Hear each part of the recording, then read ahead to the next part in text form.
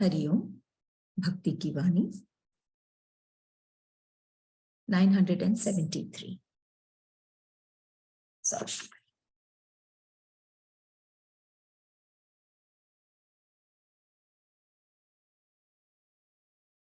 Sorry 967 967। बनाने वाला यदि रहस्य न समझाए तो क्या बनने वाला समझेगा कि बनाने वाला कौन? बनाने वाला यदि रहस्य न समझाए तो क्या बनने वाला समझेगा कि बनाने वाला कौन? कह रहे हैं गुरुदेव, एक है जो बनाने वाला, जिसने ये सारी सृष्टि को रची है, हमको, और कण कण में इस संसार को जिसने बनाया है। एक है वो बनाने वाला। कोई तो बनाया होगा, नहीं तो कहां से आया? एक है बनने वाला जो बना है। गुरुदेव कह रहे हैं, बनाने वाला यदि रहस्य न समझाए तो क्या बनने वाला समझेगा कि बनाने वाला कौन? कि अगर हम मनुष्य की बात करें, हम अपनी बात करें, तो हम कौन हैं और हमारी औकात क्या है? सिर्फ एक कण मात्र, इतनी ही हमारी औकात है इस संसार में। अनेक लोग हैं, अनेक और पदार्थ है जिसको ईश्वर ने बनाया है, बनाने वाले ने बनाया है। अब एक कण मात्र होकर क्या हम उस बनाने वाले को जान सकेंगे, उसके रहस्य को समझ सकेंगे, वो कौन है ये जान पाएंगे? गुरुदेव कह रहे हैं कि जब तक बनाने वाला खुद नहीं समझाएगा, उसको समझना बहुत असंभव है, कठिन। बनने वाला समझेगा कि बनाने वाला कौन है। वो रहस्यमय है क्योंकि वो दिखता नहीं, इन आंखों से दिखता नहीं, फिर भी है, फिर भी बना रहा है, और हर कण में खुद व्याप्त है, छिपा है। कितना रहस्य है इस संसार में। कैसे बनाने वाले ने बनाया, क्यों बनाया, कैसे बनाया, कब बनाया, फिर बना के कहां चले गए? कैसे वो रहस्य कि रोज सुबह अपने समय पर उस सूर्य का उदय होता है, कैसे ये फूल एक गाछ पे जब आती है, ये कली जब खिलती है, कैसे धीरे धीरे एक एक करके स्टेप बाय स्टेप वो फूल का रूप लेती है, फिर उसमें महक, सुगंध, और फिर उसका लीन हो जाना। हर चीज रहस्यपूर्ण है। कौन है जो करता है? हजारों फूल है,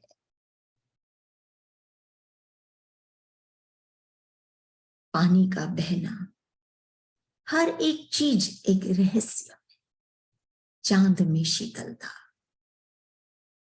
सूर्य में रोशनी, गर्माहट, ठंडक नहीं,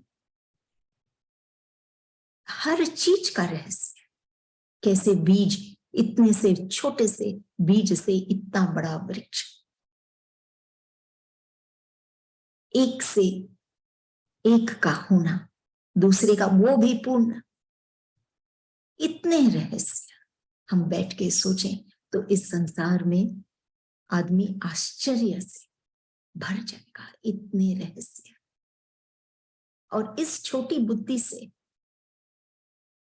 ये मनुष्य उस बनाने वाले को जानने की कोशिश करे तो ये नामुमकिन है। वो बुद्धि से परे है। बनाने वाला कौन है? जब तक वो खुद नहीं समझाएगा कि वो कौन है, हमारे हृदय में बैठ के हमको अनुभव नहीं देगा अपनी, तब तक ये समझना कि ये संसार बनाने वाला कौन है, ये समझना अति मुश्किल है।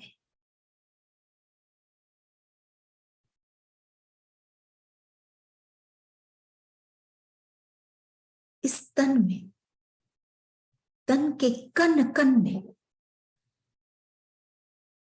वो अभिव्यक्त है, वो है।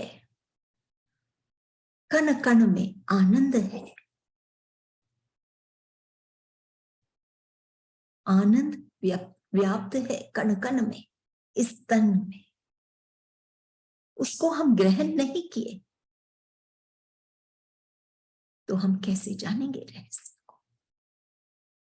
तन की कद्र न की, तन को सजाया, तन को और सब कुछ किया, लेकिन उसकी कद्र, उसका रिस्पेक्ट तभी है जब हम इस तन के कण कण में उस आनंद को महसूस कर पाए, ग्रहण कर पाए उस आनंद को।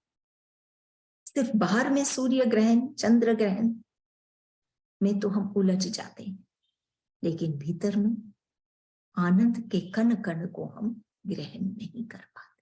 कैसे रहस्य को जाने? उस कण कण में उस ईश्वर का वास, आनंद का वास को जानना है।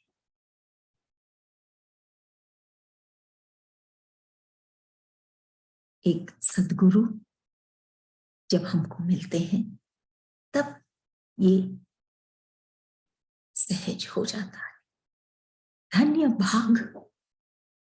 भाग्य है उनके जिन्होंने एक सतगुरु को पाया है, क्योंकि इस जलती दुनिया में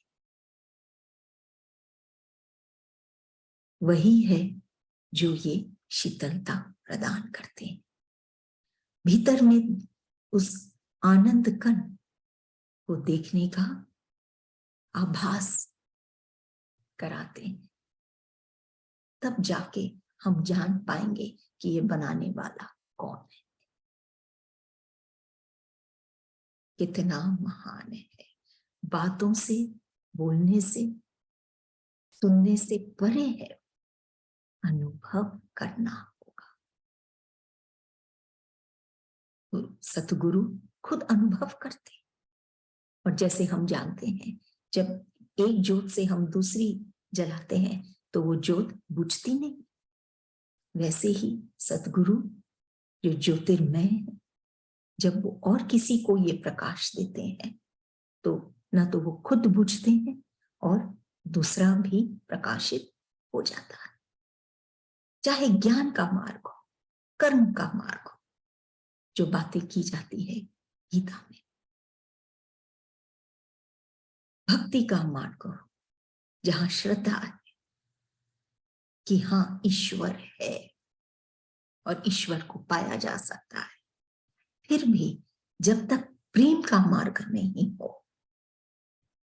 तब तक हम जान सकते हैं कि ईश्वर है, लेकिन ईश्वर के साथ तभी मिल पाते हैं जब हम प्रेम मार्ग पर चलते हैं, भाव के मार्ग पर चलते हैं, जहां हमको हमारे भाव योगी लेके चलते हैं। वो एक हाथ से साफ करते हैं और एक हाथ से माफ करते हैं। ऐसे है गुरु। तभी वो निर्मलता, वो कोमलता हम अपने आप में पाते हैं कि हम बनाने वाले को देख पाते हैं। उनकी कृपा होगी तभी हम बनाने वाले को जान पाएंगे, और उनकी कृपा वो हम तब महसूस करते हैं जब हम संत के चरणों में बैठते हैं। समाधि कि हम खुद अपने स्वयं के स्वभाव में जो सच्चिदानंद रूप है उसमें जब हम समाते हैं तब हम जान पाते हैं कि वो कौन है जिसने हमको बनाया है, इस संसार को, इस सृष्टि को बनाया है।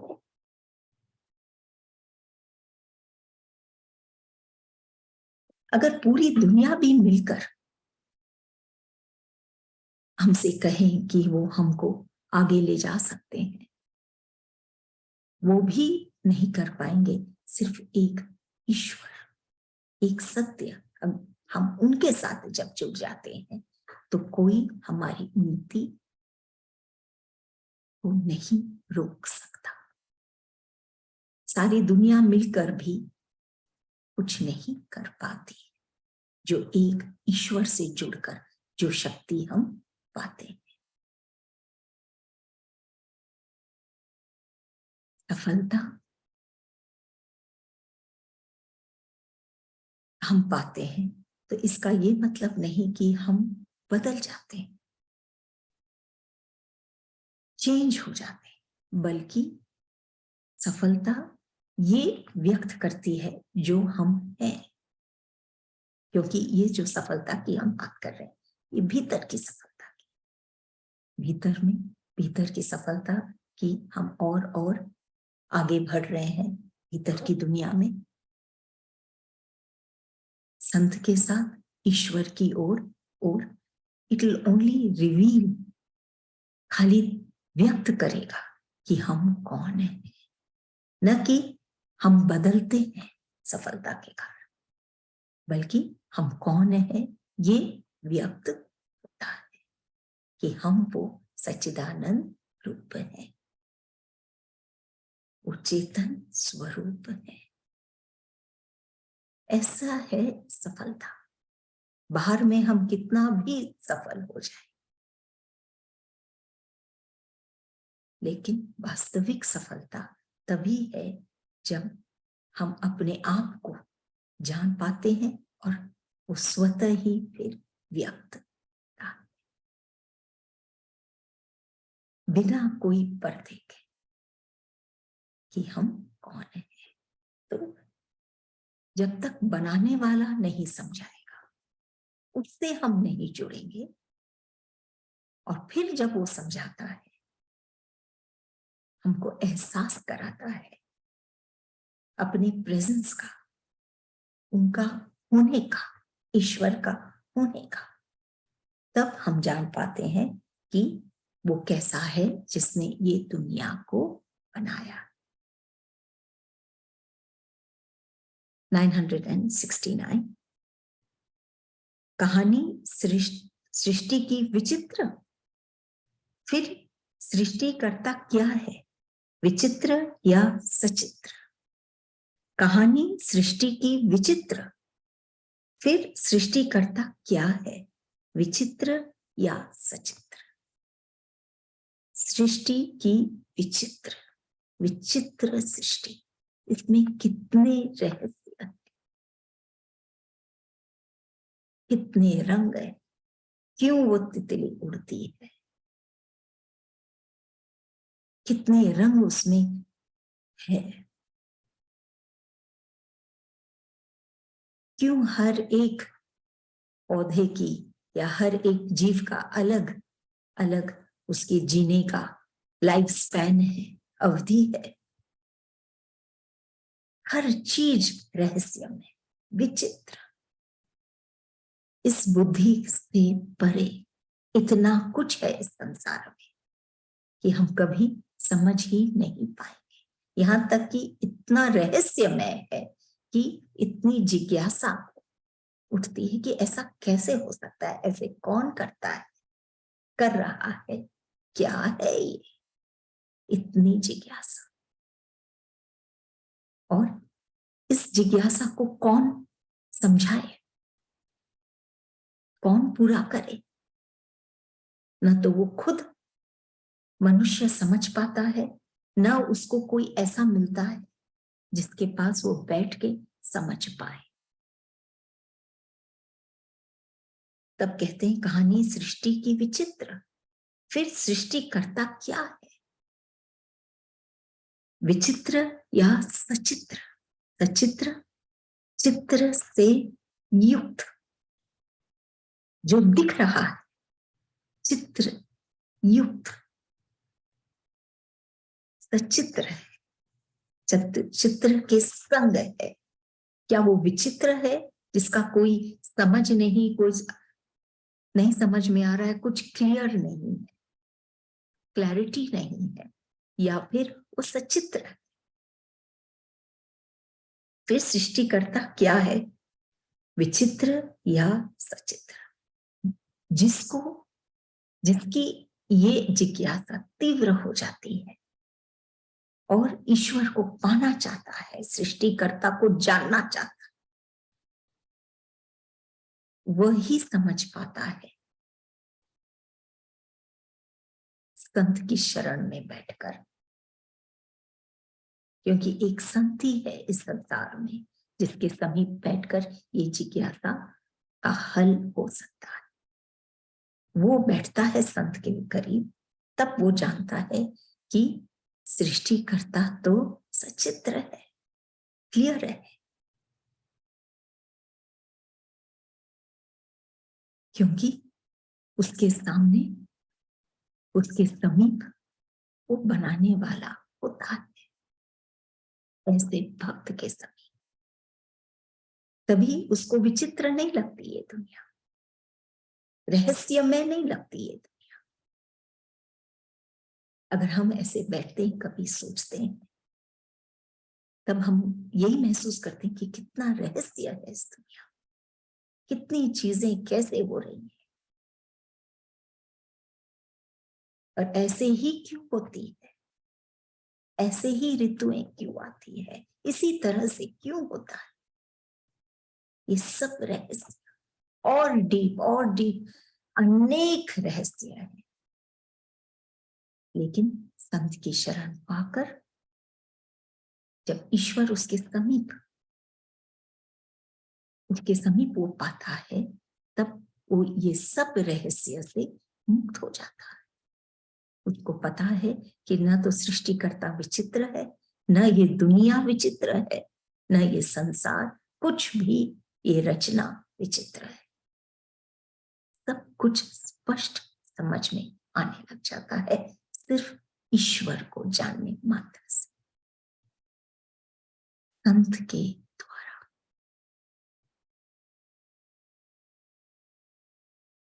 एक जो शीघ्रता से ध्यान में आता है वो है सृष्टिकर्ता की एक कृति फूल। ये फूल में सौंदर्य है, कोमलता है, सुगंध है, रंग है, अनेक चीजें हैं। ऐसे ही एक संत है, उसके भीतर भी ये सौंदर्य है। कैसे? प्रेम के कारण, क्योंकि प्रेम ही ऐसा है जिसमें सौंदर्य है, और कोई भी भावना में वो सौंदर्य नहीं, थोड़े दिन के बाद कष्ट देने लग जाती है। लेकिन प्रेम में वो सौंदर्य है, वो फूल कोमल है, जैसे संत नम्र है, उसमें सुगंध है, जैसे संत में वो सुगंध कैसे आता है, वो क्यों महकते हैं? क्योंकि उनमें वो धीरज है। धीरज के कारण वो कभी उत्तेजित नहीं होते, कभी हताश निराश नहीं होते, और महकते हैं नम्रता में और प्रेम में। तो इस तरह से हम वो सारे स्वरूप उस संत में देखते हैं, और ये जो स्वरूप है ईश्वर ने ही उस फूल में ईश्वर के द्वारा ही वो फूल ने पाया और वो ईश्वर के द्वारा ही संत ने, संत ही ईश्वर का रूप है। उनके समीप ही हम उस सृष्टिकर्ता को जान पाएंगे, उस ईश्वर को जान पाएंगे। सच्चाई ही या सत्य ही वो मार्ग है जहां पर कोई भी आपदा, प्रतिकूल अवस्था नहीं आती। सत्य मार्ग पर, बशर्ते उस सत्य मार्ग हो, सच्चाई का वो मार्ग हो, ईश्वर की ओर बढ़ने का मार्ग हो,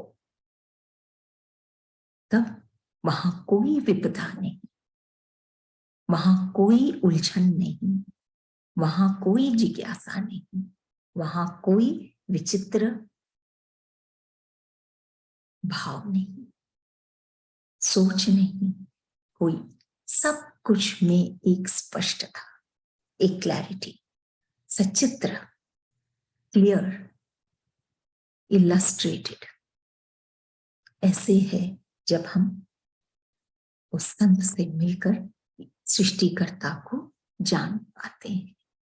संत में ही वो सारे तत्व है जो उस ईश्वर में है, जो हर एक में है, लेकिन व्यक्त होते हैं या हम देख पाते हैं संत के पास ही। अगली वाणी 970।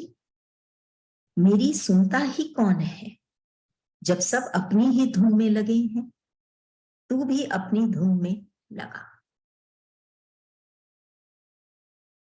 तीन स्थितियां हैं। मेरी सुनता ही कौन है। एक है भक्त, सबसे पहले है दुनिया वाले, फिर है भक्त और एक है संत। तीन जन सब अपनी अपनी धुन में चल रहे हैं। मेरी सुनता ही कौन है, वो दुनिया वाले भी अपने ही धुन में चले जा रहे हैं, कष्ट पा रहे हैं विकारों के कारण, भय के कारण, कर्तापन के कारण, फिर भी उसी धुन में चले जा रहे हैं। वो संत भी अपनी ही धुन में चला जा रहा है, उसको फर्क नहीं पड़ता कोई उसकी बातें सुन रहा है या नहीं सुन रहा है, वो तो ईश्वर की ओर ही बढ़ता चला जाता है। वो भी अपने ही धुन में, उसको सिर्फ ईश्वर की बातें, ईश्वर ही उसके जीवन में रंग ला सकता है। वो और कहीं भी उसकी नजर नहीं है, न कहीं से भी उसको कोई एक्सपेक्टेशन है, वो अपनी धुन में ही चला जा रहा है। कई जन तकलीफ भी पहुंचाना चाहते हैं, बाधाएं क्रिएट करते हैं, फिर भी वो अपनी धुन में ही चला जाता है। जैसे हम देखते हैं मधुमक्खी, कितनी ही कोशिश कर लें कि उसको वो फूल से हटाया जाए, फिर वो उसी फूल पर वापस लौट जाती है। ऐसे ही है, कितनी ही कोशिश कर लें ये दुनिया वाले, वो संत अपनी ही धुन में चला जाता है। तब कहता वे वो भक्त, तू भी अपनी धुन में लगा, कि वो भी अब इस राह पे चलना चाहता है, वो भी ईश्वर को पाना चाहता है। तब वो कहता है संत से कि तू भी मुझे भी अपने ही धुन में लगा, कि मैं ये दुनिया वालों में नहीं उलझूं और मैं आगे बढ़ता जाऊं, वो पूर्ण आनंद पाऊं धुन में। कि जैसे गाना खत्म हो गया, तो बात खत्म। लेकिन धुन, ध्वनि, वो जो वो भक्त हर समय हर क्षण सुनता ही रहता है, ऐसा धुन में वो रमना चाहता है। तभी वो कहता है संत से, तू मुझे भी अपने इस धुन में लगा।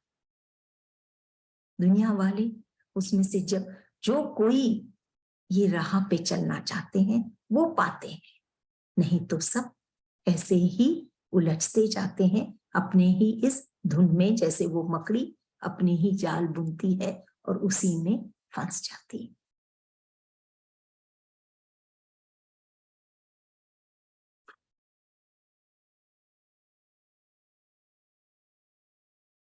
अगली वाणी 972।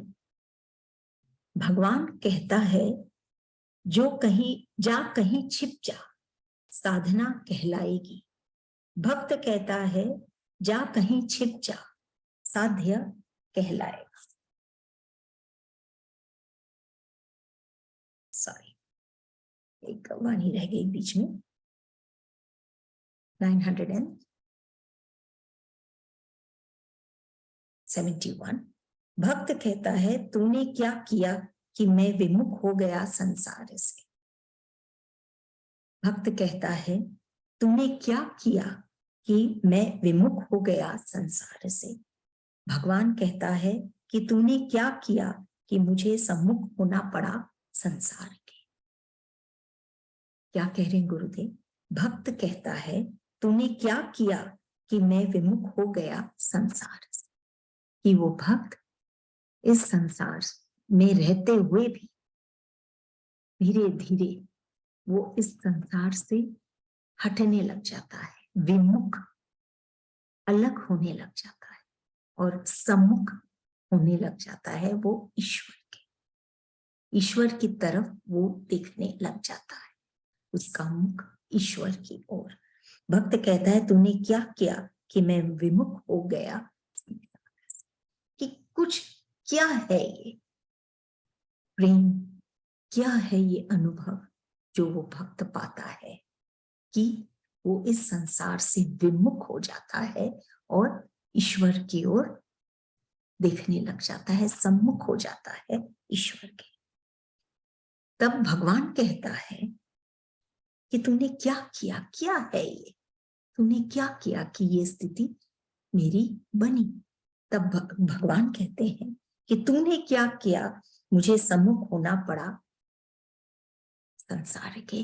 कि वो भक्त इतना ईश्वर में समा गया कि ईश्वर को वो प्रत्यक्ष, ईश्वर को आना पड़ा इस संसार में, उसके आगे इस संसार में। तभी भगवान कहते कि तूने क्या किया कि मुझे आना पड़ा, सम्मुख होना पड़ा इस संसार के। कि वो भक्त ही है जो ईश्वर को इस संसार में प्रत्यक्ष ला सकते हैं। ऐसे होते हैं ये भक्त। तभी भगवान कहते कि तूने क्या किया, ये क्या किया।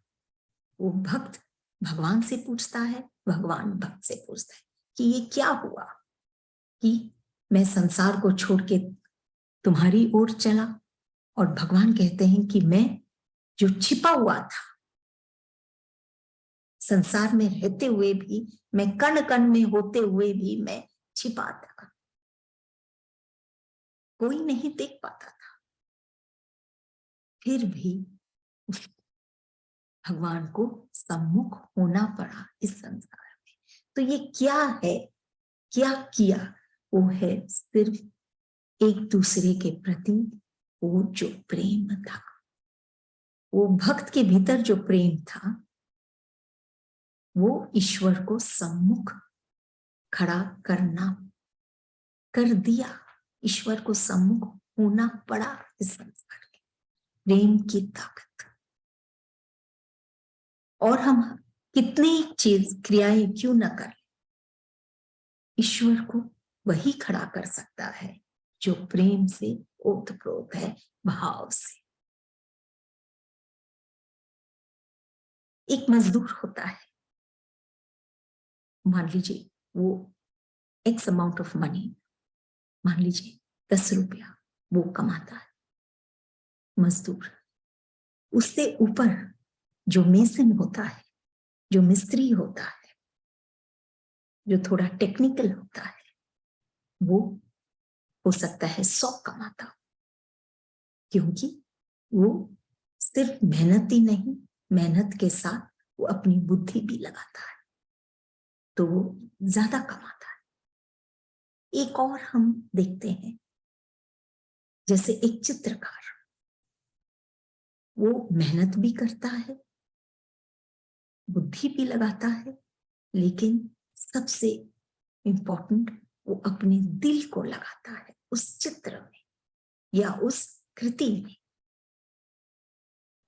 उसको 1000 मिलता है। क्या समझ में आता है कि हम जितना अपना भाव, सिर्फ मेहनत नहीं, सिर्फ बुद्धि नहीं, जितना हम अपना दिल भीतर से, सिर्फ बुद्धि से नहीं, भीतर से जब हम कोई चीज को कुछ करते हैं, पूरा करते हैं या लगाते हैं जिसमें, तब जाके भाव बढ़ता है। सिर्फ मेहनत करके नहीं मिलती है वो, जो दिल लगा के मिलती है। तो भक्त कहता है, भगवान कहता है कि तूने क्या, ये जो दिल लगाने की बात है, उसी से वो भक्त की कीमत इतनी बढ़ गई कि ईश्वर को भी सम्मुख आना पड़ा इस संसार के, जो अदरवाइज छिपा था उसको भी आना पड़ा। ये तूने क्या किया? वो भक्त ने क्या किया? प्रेम किया ईश्वर से, और उसी के वशीभूत उस ईश्वर को आना पड़ा। और ये प्रेम ही था जो वो भक्त को भी संसार से अलग करके ईश्वर की ओर बढ़ाए।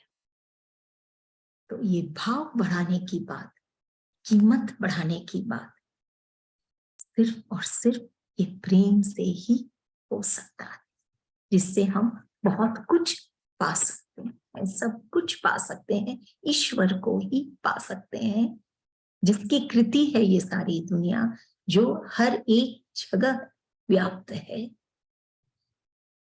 हम ये नहीं कह सकते हैं देयर आर मेनी गॉड्स, ना हम ये कह सकते हैं कि सिर्फ एक भगवान है, बल्कि ये कहना सही रहेगा कि सिर्फ भगवान है।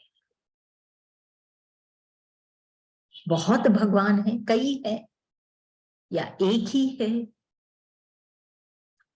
लेकिन सबसे सही चीज है कि ये माने कि सिर्फ भगवान है, ना तो अनेक ना एक, सिर्फ भगवान। तब हम उनसे जुड़ते हैं।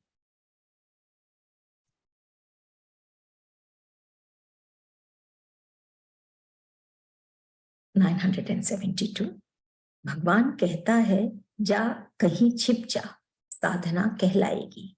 भक्त कहता है, जा कहीं छिप जा, साध्य कहलाएगा। अगेन भक्त की बात, भगवान की बात। भगवान क्या कहते हैं? जा कहीं छिप जा, साधना कहलाएगी। कि जो इस पथ पे चल रहा है, भक्ति की वाणी है, जो साधक है, ईश्वर को पाना चाहता है, ईश्वर से मिलना चाहता है, वो परम आनंद पाना चाहता है, जीवन को सार्थक बनाना चाहता है, खिलना चाहता है, महकना चाहता है, सौंदर्य रूप में समाना चाहता है। ऐसे जन के लिए गुरु भगवान कहते हैं, जा कहीं छिप जा, साधना कहलाएगी। उनको उनकी प्रशंसा हो, उनकी बात हो, उससे उनको कोई आनंद नहीं मिलता। ऐसे भक्त वो तो सिर्फ ईश्वर के बारे में सोचते हैं, हर समय हर क्षण। जहां छिप जा, वो उजागर नहीं होना चाहते, वो दिखाना नहीं चाहते। तभी भगवान कहते हैं कि ऐसे भक्तों को कि जा कहीं छिप जा, साधना कहलाएगी। यही साधना है। साधना ऐसी क्रिया जिससे कोई साध्य, कोई सिद्धि को कोई पाना चाहता है। साधना कभी कभी कड़ी मेहनत होती है, तब होता है। हर तरह की साधना है। तो कह रहे हैं कि तू कहीं छिप जा, यही साधना है। कि हम कुछ करते हैं, उसके पहले नाम, प्रशंसा की अभिलाषी बन जाते हैं। वो साधना नहीं। भगवान कहते हैं कहीं छिप जा, ओझल हो जा दुनिया वालों की नजरों से। स्थूल से दिखे लेकिन सूक्ष्म में समा जा। जैसे जो डूब जाता है वो ओझल हो जाता है, वैसे ही डूब जा तू, छिप जा कहीं। और ये कौन सा स्थान हो सकता है? अपने ही हृदय में, अपने ही अंतःकरण में, खुद के ही भीतर में। जब वो भक्त जाता है तब भगवान कहता है वही साधना। भगवान कहता है जा कहीं छिप जा, साधना कहलाएगी। वही साधना है। अलग से दिखाना, फूल चढ़ाना, मंदिर जाना, अनुष्ठान करना, जाप माला अन्न इत्यादि, ये साधना नहीं। या कोई कठिन तप या कुछ भी, ये साधना नहीं। कहीं छिप जा तो साधना कहलाएगी। इस पर भक्त क्या कहते हैं? जहां कहीं छिप जा साध्य कहलाएगा। कि साध्य कौन? वो जो सिद्ध है, वो जो विशेष है, स्पेशल साध्य, वो जा कहीं छिप जा कि तू भी। क्योंकि साध्य होते ही ऐसे। भगवान भी नहीं चाहते हैं कि सब उन्हीं की बातें करें, उन्हीं की। वो तो यही चाहते हैं कि सब उनका साथ महसूस करें, कि वो हर दिल में है, हर दिल उसको उनको महसूस करे। यही वो चाहते हैं। और यही एक सच्चा साध्य है। तभी वो भक्त कहता है तू भी कहीं छिप जा तो साध्य कहलाएगा।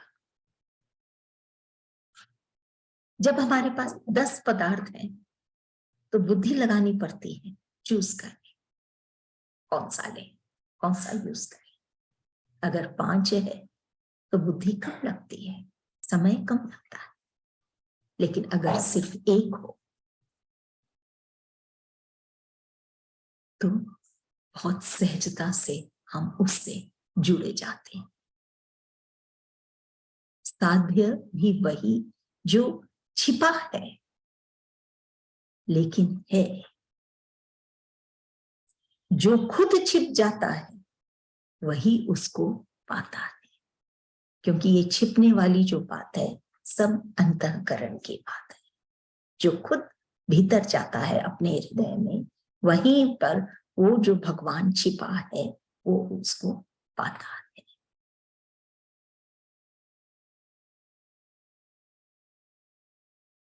किसी के भी हृदय में अगर हम एक प्रेम बना, एक ऐसा भवन बना सके जो प्रेम में, तो बात है।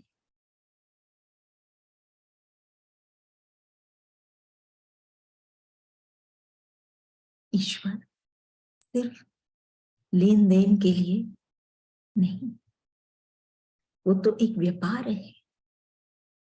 लेकिन अगर हम जो भी कार्य कर रहे हैं उसमें हम ईश्वर को देखें तो भक्ति।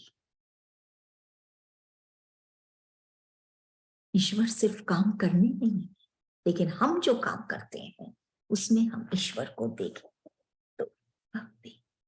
तभी गुरुदेव कह रहे हैं, भगवान कहता है जा कहीं छिप जा, साधना कहलाएगा। कि जो साधना के पथ पे चल रहा है उसको कहीं छिप जाना चाहिए, अपने भीतर में चले जाना चाहिए, न कि दिखाए ये संसार में कि वो क्या कर रहा है, तो वो साधना नहीं।